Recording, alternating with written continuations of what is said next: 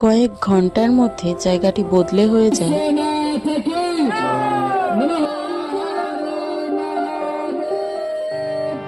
আর সূর্যাস্তের সাথে শুরু হয় এখানকার গঙ্গা আরতি।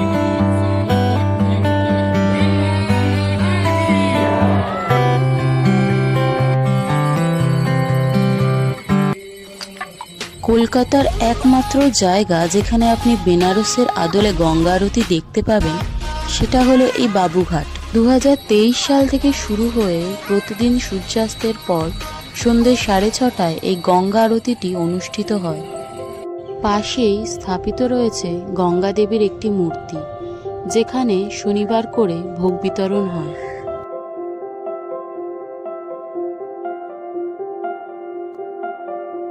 আমরা এখানে এসে যা বুঝলাম, আপনি একটি সন্ধে এখানে কাটালে কিছু ভালো স্মৃতি সংগ্রহ হবে।